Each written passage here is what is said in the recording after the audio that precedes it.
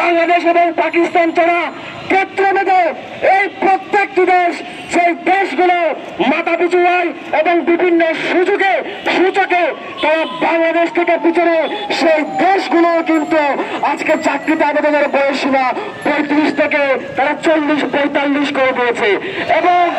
বিশ্বের বিভিন্ন দেশে আজ যুব সমাজকে চাকরিতে প্রবেশের সুযোগ করে দেওয়ার জন্য তাদের মেধা এবং যোগ্যতাকে কাজে লাগানোর জন্য করোনা পরবর্তী সময়ে তাদের জন্য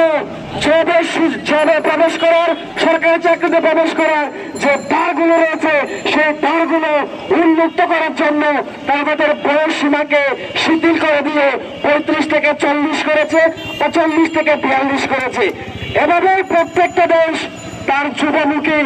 শিক্ষিত জনসংখ্যামুখী তারা কিন্তু পলিসি গ্রহণ করে থাকেন। আজকে আমাদের চীন থেকে শুরু করে সিঙ্গাপুরের মতো যে উন্নয়নশীল দেশগুলো রয়েছে এই প্রত্যেকটি দেশ তাদের সময়ে যখন তারা ডেমোক্রেটিক ডিভিডেন্ড পার করেছিল ঠিক সে সময় তারা যুব সমাজকে কাজে লাগিয়ে তারা আজকে উন্নত বিশ্বের দিকে প্রবেশ করছে। পুরো বিশ্ব যখন উন্নত বিশ্বের দিকে পদার্পণ করছে, পুরো বিশ্ব যখন যুব সমাজকে সাথে নিয়ে তাদের দেশকে এগিয়ে নেওয়ার দিকে যাচ্ছে, ঠিক সে সময় আমাদের দুষ্ট চক্র আমাদের উপর ভর করা যে দুষ্ট শাসক গোষ্ঠী ছিল তারা আমাদের এই যুব সমাজকে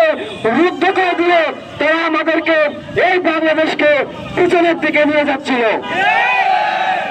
আমাদেরকে রাজপথে সভা সমাবেশ করার যে স্বাধীনতাগুলো ছিল সেই স্বাধীনতাগুলো আমাদেরকে সঠিকভাবে এই দীর্ঘ 15-16 বছর আমাদেরকে তারা কিন্তু করতে দেয় নাই। আপনারা দেখেছেন আমরা যখন হাজার হাজার শিক্ষার্থী সমাজকে নিয়ে বাংলাদেশের প্রত্যন্ত অঞ্চল থেকে শিক্ষার্থী সমাজকে নিয়ে আমরা আমাদের যে মৌলিক অধিকার যে সভা সমাবেশ করার অধিকার আমরা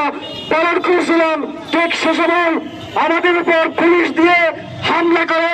নির্যাতন করে আমাদেরকে আটকে রেখে আমাদের যে সাধারণ শিক্ষার্থীগুলোকে তারা জেলে রেখে দীর্ঘ 13 দিন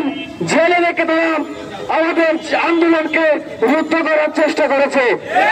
আমাদের নামে 2টো মিথ্যা মামলা দিয়ে তারা প্রতিনিয়ত মাসের পর মাস আজকে আমাদেরকে আঘাতে দূর করে গিয়ে আমাদেরকে সেই মিথ্যা মামলা বলে বেড়ানো লাগতেছে, হাজিরা দেওয়া লাগতেছে। আমরা অতি সত্তর একটা দাবি সমাবেশ থেকে করতে চাই। আজকে